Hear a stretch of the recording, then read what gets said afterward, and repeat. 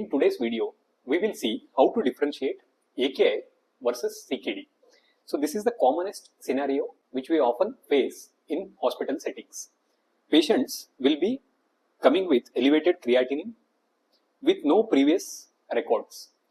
For example, the presentation creatinine itself will be 4, 5 or 6 like that with no previous contributing history or records. So in that case, we will be confused whether it is AKI or CKD. So in this video, we will discuss some of the points which will help us in differentiating these two. Before that, why is it important to differentiate both of these? Because the management and the overall problems which we see in both of these conditions will be entirely different.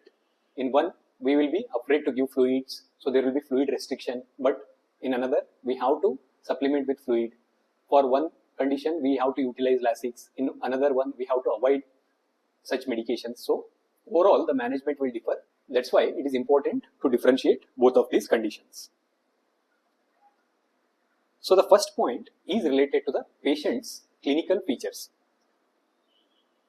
Suppose the case is a chronic kidney disease patient. Usually what happens, body would have adopted to the waste products over months together. For example, urea, creatinine and other toxic products will be there in their body over long period of time. That's why it might have got adopted, causing very little clinical features. For example, there might be only mild fatigue or nocturia. Whereas such sudden rise in urinary toxins in case of acute kidney injury will lead to devastating presentation. For example, there might be associated severe fluid overload. There might be profound metabolic acidosis and severe electrolyte abnormalities, as well as there might be uremic encephalopathy or pericarditis kind of presentation for the same level of creatinine. So this is related to the clinical features. So just assess whether the individual with such higher creatinine value is clinically quite okay or severely ill. That will help us in differentiating CKD versus AKI. Then the gold standard to differentiate both of these conditions is ultrasonography. We all know that we'll get USG, abdomen and pelvis to look for the morphology of kidneys. In acute kidney injury, usually there will not be any structural changes so rapidly, whereas in CKD, there might be already evident structural changes in the kidneys. So what are those changes? Commonly, the size of kidneys will be maintained if it is AKI, whereas in CKD, kidney size will be small, shrunken, whereas the corticomedullary differentiation will be clear-cut, distinct in AKI. The same thing is lost in chronic kidney disease, and sometimes there will be evident interstitial fibrosis in case of chronic kidney disease, which will not be there in AKI. So overall, morphological changes are evident in case of CKD, but not in AKI. But there is one exception to this rule of kidney sizes.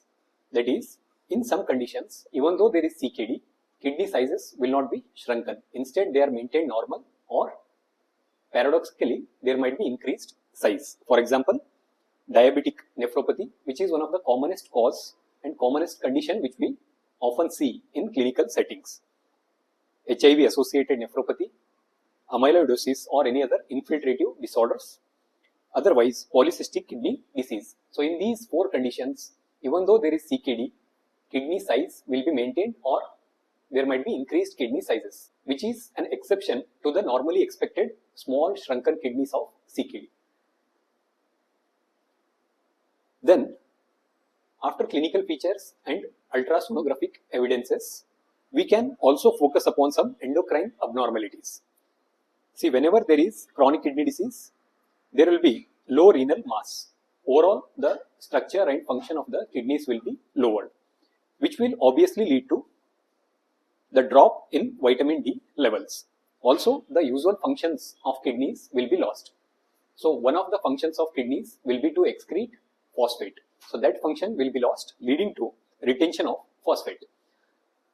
So, whenever there is decreased vitamin D, it will lead to hypocalcemia. That will stimulate parathyroid gland for hypertrophy if it is a long-standing stimulus which is seen in CKD.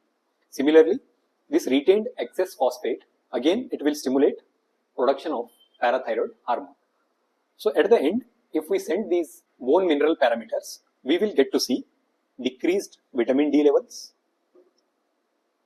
decreased calcium, increased phosphate levels, and there might be compensatory increase in the parathyroid hormone. These are the typical changes noticed in case of CKD. Coming to hematological changes, again we know that kidneys are responsible for the production of erythropoietin. So whenever there is structural and even functional damage in CKDs, there will be decreased production of erythropoietin. In turn, there will be decreased stimulation of the bone marrow for production of RBCs, leading to low hemoglobin, which is nothing but anemia of chronic disease. So if it is a case of chronic kidney disease, there will be evident anemia, which is typically normocytic normochromic anemia. Whereas in AKI, usually it is not associated with anemia unless it is due to hemolytic uremic syndrome or vasculitis related kidney and RBC damage. So only in these two conditions there will be associated anemia, otherwise AKI will not have associated anemia. So this is one of the features. Again here, remember, anemia in CKD will be evident from stage 3 usually, which we have discussed in detail in one of our previous videos. You can check it out for further details in our channel.